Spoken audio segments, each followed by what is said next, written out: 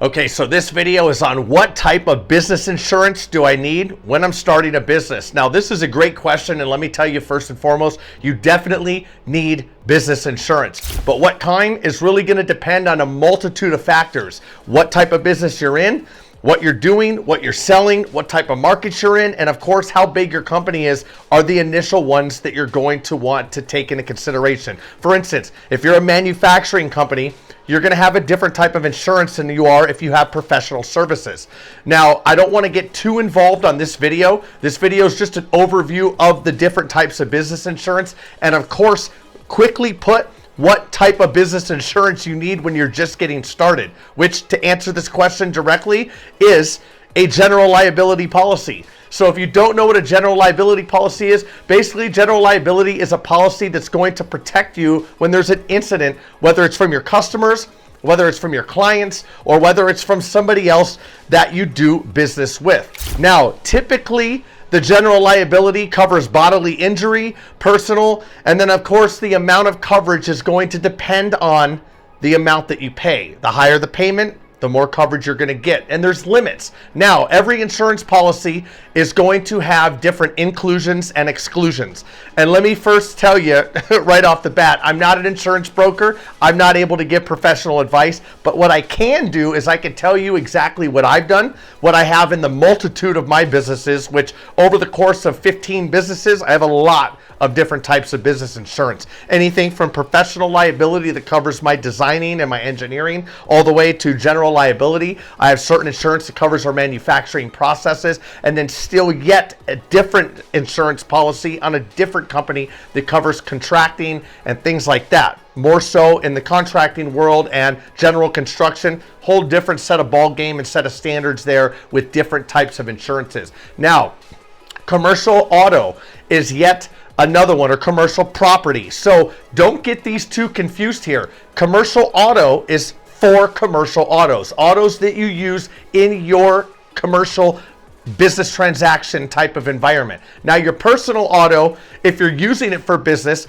you want to make sure that you really take a look at this, because if you have a commercial auto policy, well, if your car is being used for personal, that may or may not be covered, and vice versa. If you have a personal auto with a personal automobile policy, which you should have if you're driving it at all, that may or may not be covered if you are transacting in business when an occurrence happens, an accident, a fender bender, something like that. Again, you want to consult with your insurance agency first. They're going to be the ones to tell you exactly what you can and cannot do, because every policy is different. Every policy has different inclusions, exclusions, different things that are involved in it. Now, there's technical terms, and I'm trying not to get too technical here because I don't want to bore you and have you just go crazy with all the terminology. But case in point, just know these two things. General liability, when you're starting out, you need that. And of course, commercial property.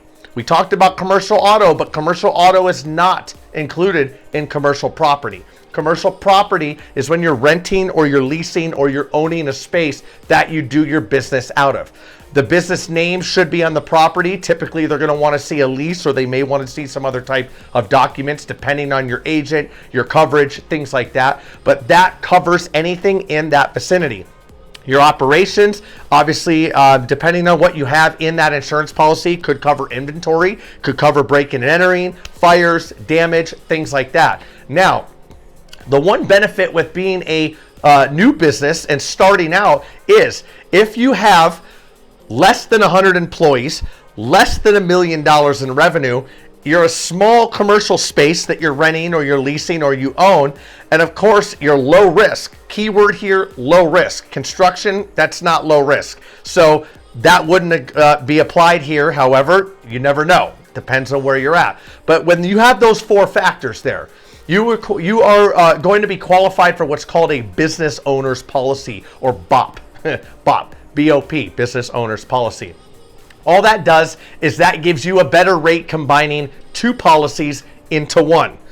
Two policies being your business general liability insurance and your commercial property insurance. They realize that typically you're going to need both of those. And I say you need both because, yes, you need general liability when you're in business. Typically, when you rent a commercial space or you're owning it or you're leasing it, they want to see insurance on that space. If your landlord's doing a good job and they're following the law in some states, most states, they're going to ask for a policy, and that policy has to be in the business name. No, you can't put renter's insurance on there. I believe people have tried that before. You don't get away with that. So, business owner policy, you're going to have commercial property, not commercial auto, commercial property, and of course, general liability. Two of those into one business owner policy. Now, what is business owner policy? I'm going to touch on this here because this is what most of you are going to be getting. Other videos, and we have other courses straight on insurance. A lot more information, link in the description. Like the video if you do get some value out of this so far. But I want to just keep this with the business owner policy and these two general policies first, because there's so many other policies that you can get involved with. Inland marine, if you're traveling around and you don't have a fixed location, obviously there's types of architecture insurance, engineering insurance, and you have some other types of insurance. We're not going to talk about any of that, okay? I have some of these policies. I could talk to you from experience on those, but this video, again, we're just talking about the basics. So I'm going to run through this real quick so we don't have this drag on. Now, what is business owner policy? We covered that. Now, let's see here. What does business owner policy cover? It covers third-party bodily injury. What is third-party bodily injury? Well, that's the general liability insurance portion of that is basically your policy there that covers if there's third-party injury when somebody, and it pays for their medical expenses, covers their legal expenses, and in the event of a lawsuit. Now, if you're manufacturing products and your products go out and somebody gets damaged on one of those products, this is where it gets tricky. Not every general liability policy will cover that. You need to make sure that it's manufactured products is on that policy. A general liability policy, again, this is by industry, and you'll know this. Go online and just look around. Try to apply for some insurances, okay? Maybe not go all the way in there, but click through and look at what they ask. What are the questions, okay? Are you drop shipping? Do you need insurance just on your products? Do you need insurance on just your operations? Do you need insurance just on you as the owner? Totally separate policy, okay? Now, some of these may or may not be included. You don't want to select the wrong one and then not be covered, because let me tell you what, when an accident happens or an incident, the insurance company will review all the insurance, all the policies, and for the most part, they're only going to cover, well, they will only cover what they are going to cover, but they will do everything they can to try to get out of it. And I know this because I've been down that road many times, okay? And I'm not just speaking from personal experience, I'm speaking from others as well. So, third-party liability coverage. You got third-party property damage. Something happens in third party, some property gets damaged, they're going to cover that. Product liability. I talked about this here briefly. Property damage or customer injuries don't have to happen on you or your client's property. Okay, if a business manufactures or distributes or sells products, it can be sued over the harm of those products. I just talked about that, jumped ahead, but this is actually where this is notated on here, the product liability. Now, advertising injuries. If you don't request this and the policy doesn't specifically state that it covers this, then it will not include this. You need to make sure that you have this on here. Advertising injuries. What is that? Well, that's any type of harm that you cause somebody else over advertising. Libel, whatever you want to call it. I don't like that word, but slander, okay? I've been in one of these slander lawsuits before, and guess what? The Pacific, I was on the Pacific side. The specific coverage itself was written very, very specifically, and the insurance company almost got out of it. Because again, they will try to get out of it, but it actually was covered. So, slander, copyright infringement. Those are some things. Liability portion of a BOP can pay for lawsuit expenses. Again, you want to see what's included and what's not. Your coverage page and your coverage will tell you everything. You got to read it.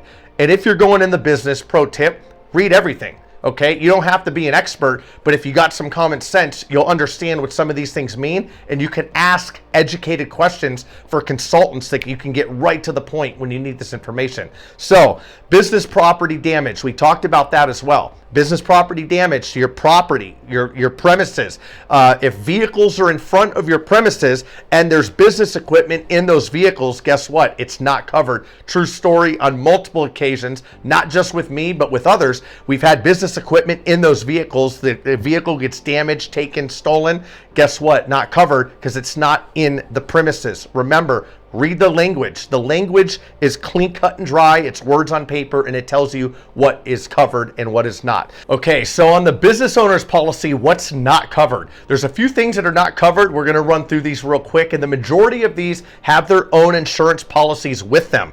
If it makes money and the insurance company needs to make money on it, then they need to cover you on it, they will. Now, one of these is an addendum, and you need to be careful because don't assume that it is, make sure that it's there. So first and foremost, employee injury or workman's comp. Workman's comp depends on where you're at, who you have working for you. Normally, states require workman's comp when you have employees. It's a requirement. Some states also require that you have that for your contractors as well if you have contractors or subcontractors working for you and they can't supply their own policy. Pro tip here is if you're on a job site or you're conducting business somewhere and you have subcontractors working for you, you need to request insurance and a copy of their insurance naming you as an additional insured and a payee from them. If they can't supply that, they may not have insurance or they may not be able to get that. Something's going on because you should be able to get that just like that.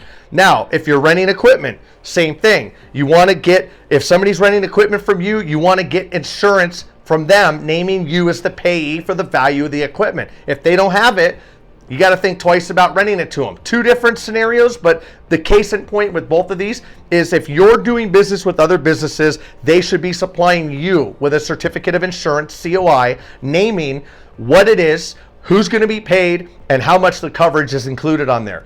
And you need to verify that because if you can't, well, then you're on the hook for your stuff and theirs. Case in point, simply put. So, workman's comp, any type of employees, any type of contractors. Whole nother video specifically just on that, link in the description for this members area. Obviously, that's a different course. Now, we have employer discrimination. Employee discrimination, that's a whole different situation. And of course, this actually covers that. Employee discrimination, employer discrimination, EPLI, employer professional liability insurance. And what that means is that covers you as the business owner and as the employer to these employees. Discriminations, anything that happens with any employees, things like that. It's probably good to have that. I've seen some lawsuits where they end up in $50,000 to $100,000 owed, and guess what? That comes straight out of the business owner's pocket if they didn't have this coverage. If they did have the coverage, you're paying whatever your deductible is, and the deductibles range. I can't comment on what the deductible is, but that could range anywhere from $10,000 to $30,000 or more. Well, would you pay $30,000 if you owed $150,000? The answer is yes. Get the insurance. Would you pay $10,000 if you owed $50,000? The answer is yes. Get the coverage. So that's literally what you should be doing. Insurance is an investment into protecting yourself. So one of the other things is vehicles, commercial vehicle policy. We talked about that earlier on. Now, commercial vehicles are not always covered. You have to have your own policy just for that. I have a policy on two different businesses of $1 million. So $1 million aggregate, $1 million per occurrence. Now that matters, and the difference between those is on a whole nother video, but you have aggregate and you have occurrence, okay? And then still yet, outside of all of this, there's what's called umbrella insurance. I know we just had to save the best part till the last. The umbrella insurance, I have a 10 mil policy on umbrella insurance. That's about 50 grand a year just for that. And that only covers certain things. And that's above and beyond what the normal insurance is. So you can see here that insurance gets pretty crazy. And again, how in depth it gets and what it costs is really going to depend on what you tell your agent. And one pro tip here that I want to make sure that you're aware of is make sure that you classify your business correctly. Make sure that your agent and whoever you're getting insurance from knows everything about your business. Do not finagle your way into paying less because you withhold information or you omit information or anything like that. And I say that because, yes, that's going to save you right now if you do that. But when it gets down to the wire and somebody gets hurt, injured, or killed, that could be a big determining factor whether your coverage actually stays intact at all. Literally at all. At all. Now, if you don't have the coverage, you're coming out of pocket. A death lawsuit, $3 million to $5 million. Okay, I don't think anybody wants to pay that. Get insurance. Now, common questions. Is it possible to add coverage to a business owner's policy or BOP? Yes, it is, and the full details are on our series, link in the description. Now, what is the difference between general liability coverage and a business owner's policy? First and foremost, and simply put, general liability only is a standalone policy. Business owner's policy is general liability and commercial property together. Having those together, you get a discount. It's like the insurance companies. When you insure more cars and houses and things like that, they give you a discount. All that does is give you a discount. But there are limitations on that and you have to qualify. Typically, it is under $1 million in revenue, under 100 employees, a low-risk business, and of course, there's some other factors, and we talk about that inside our insurance video series. Link in the description. Now, how do you get proof of insurance? Well, there's a couple different ways to do that. Typically, when you sign up for a policy, you're going to get that. Now, proof of insurance is different than a COI or a certificate of insurance. The proof of insurance is your entire policy. That could be a card all the way up to your full documentation, whatever amount of pages it is. Now, if you just need a certificate of insurance, that is on an Accord form. It's a very specific form and it has certain boxes on it that are checked off for what type of insurance you have, what are your limits, any other policies, so on and so forth, your additional insurers, any impayees, all that good stuff. All that is in our insurance video series. Now, link in the description. What are the exclusions from a business owner's policy? Great question, and this really determines and is based on what type of business you have, what type of industry you're in, and of course, what coverages you have included in that and your limits. All three of those, for the most part, normally the first couple are going to determine what is excluded and what is included.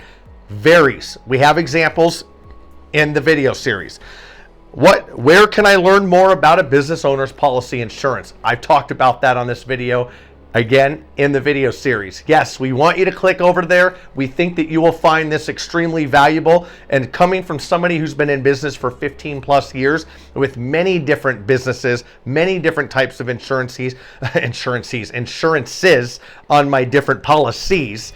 I have a lot of insurance knowledge, and of course it's not all encompassing, but I definitely know a lot more than the average person, and I can direct you in the right areas when it comes to insurance, saving you time and effort and the not knowing online when you just read an article that may be repurposed by somebody else that wrote it from somebody else that doesn't know themselves. So again, take a look at that link in the description. This is the Success Series video add-on. My name's Chris Craze. Thank you for watching. Enjoy the channel, like and subscribe if you like that, and we'll see you on the next video.